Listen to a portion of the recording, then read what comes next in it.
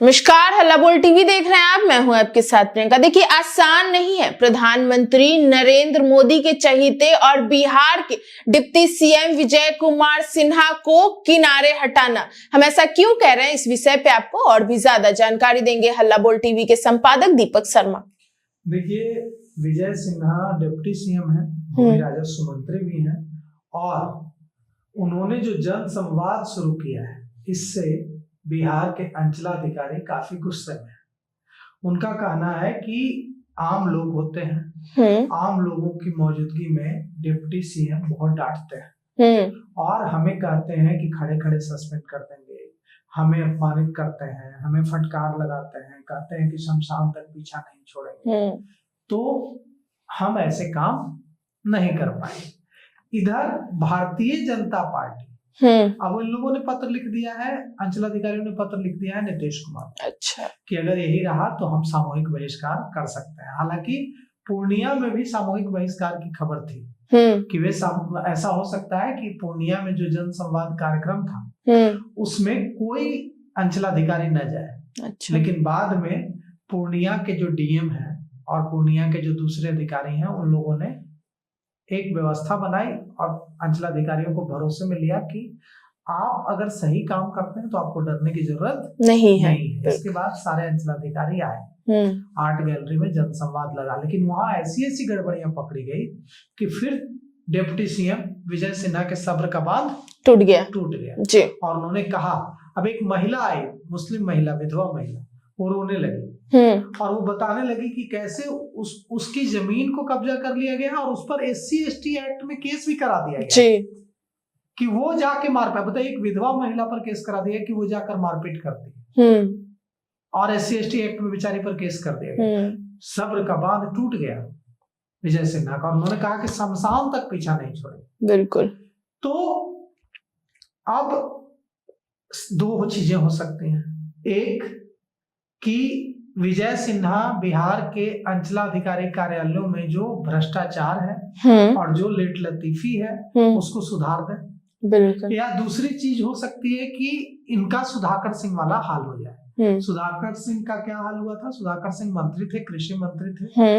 अधिकारियों को उन्होंने ठीक करने की कोशिश की, अधिकारियों ने उनके खिलाफ शिकायत की मुख्यमंत्री नीतीश कुमार से। मुख्यमंत्री नीतीश कुमार और उनके बीच संबंध बिगड़े और मुख्यमंत्री नीतीश कुमार ने जब उनसे कहा कि आप ऐसा मत कीजिए, तो उन्होंने कहा कि हम इस्तीफा दे देंगे, लेकिन हम भ्रष्ट अधिकारियों के सामने घुटने नहीं टेकेंगे। बिल्कुल। उसके बाद उन्होंने इस्तीफा दे दिया। लेकिन वहां क्या स्थिति थी? वहां सुधाकर सिंह के साथ राष्ट्रीय जनता दल खड़ा नहीं था। अच्छा। उनको राष्ट्रीय जनता दल का समर्थन हासिल नहीं था।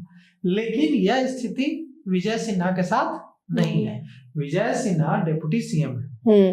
विजय सिन्हा प्रधानमंत्री नरेंद्र मोदी के बेहद चहेते बिहार में नेता है। बिल्कुल। और प्रधानमंत्री नरेंद्र मोदी उनको पसंद करता है। बिल्कुल। इसीलिए तो दूसरी बार डिप्टी सीएम बनाए गए हैं। नहीं तो इतना आसान नहीं था इस बार डिप्टी सीएम बनना विजय सिन्हा के लिए।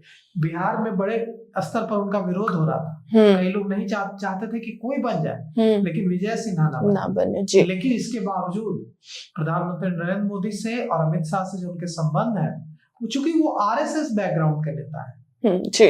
और अभी देखिए, भारतीय जनता पार्टी पूरी तरह से उनके पक्ष में खड़ी हो गई है। अंचलाधिकारियों का एसोसिएशन जो है, बिहार राजस्व सेवा संघ बिरसा, ये संगठन डिप्टी सीएम विजय सिन्हा के खिलाफ खड़ा हो गया जी और सामूहिक बहिष्कार की धमकी दी है। लेकिन भारतीय जनता पार्टी पूरी तरह से खड़ी हो गई है विजय सिन्हा के साथ। भारतीय जनता पार्टी ने एकदम साफ कहा है कि हम भ्रष्टाचार नहीं चलने देंगे और भ्रष्ट अधिकारियों को अगर लग रहा है कि वे दबा देंगे अपने विभागीय मंत्री को, तो वो गलतफहमी में है। बिल्कुल। हम भ्रष्टाचार नहीं चलने देंगे। भारतीय जनता पार्टी के प्रवक्ता है विनोद शर्मा। विनोद शर्मा ने कहा है कि भ्रष्ट अधिकारी यह समझ लें कि नीतीश कुमार सरकार में, NDA सरकार में भ्रष्टाचार सहन नहीं किया जाता जी। तो अगर आप अच्छे से काम करेंगे तो आपको कोई दिक्कत नहीं होगी। बिल्कुल। लेकिन अगर आप भ्रष्टाचार करेंगे, लेट लतीफी करेंगे, तो आपको बख्शा नहीं जाएगा। और विजय सिन्हा ने भी यही बात कही। विजय सिन्हा ने कहा है कि अगर आप भ्रष्टाचार करते हैं, अगर आप लोगों को परेशान करते हैं तो यह नहीं सहन किया जाएगा। विजय सिन्हा ने कुछ ऐसे फैसले लिए हैं जिससे लोगों को बड़ी आसानी होगी। जैसे पहले क्या होता था प्रियंका कि अगर एक परिवार में 4 भाई हैं और पिता के बाद चारों अपने अपने नाम पर जमीन बंटवारा कर रहे हैं तो सबको म्यूटेशन कराना होगा। हाँ। अब ऐसा नहीं हो रहा है।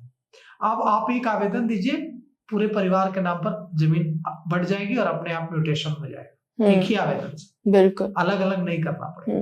तो इन चीजों का बड़ा फायदा हो रहा है और लोग जो है, अधिकारी जितने नाराज हैं लोग उतने ही खुश हैं। बिल्कुल, लोग इसको बहुत ज्यादा सराहना कर रहे हैं जनसंवाद कार्यक्रम की। बिल्कुल। और देखिए पूर्णिया वाले जनसंवाद कार्यक्रम में भी शुरुआत में विजय सिन्हा यह कह रहे थे कि राजस्व कर्मचारी, अंचलाधिकारी हमारे परिवार की तरह है। लेकिन जब उन्होंने गड़बड़ियां देखनी शुरू की तो उसके बाद जब उन्होंने देखा कि कैसे मजबूर जो विधवाएं हैं, महिलाएं हैं, उनको प्रताड़ित किया जा रहा है, कैसे दूसरे जो आम लोग हैं उनकी जमाबंदी कैंसिल कर दूसरे के नाम कर दी जा रही है, कैसे अंचलाधिकारी डीएम का आदेश नहीं मान रहा। बिल्कुल।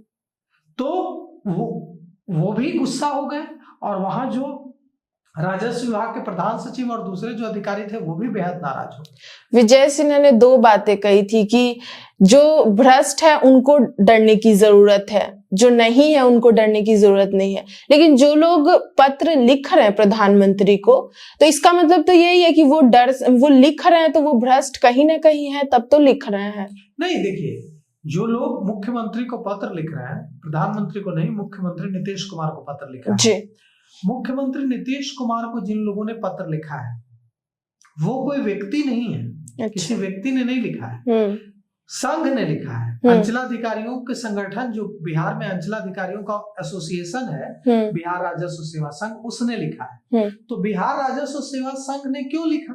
क्योंकि अंचलाधिकारियों में खौफ है, वे डर रहे हैं, उन लोगों ने अपने संघ में आवाज उठाई तो संघ ने आवाज उठाई।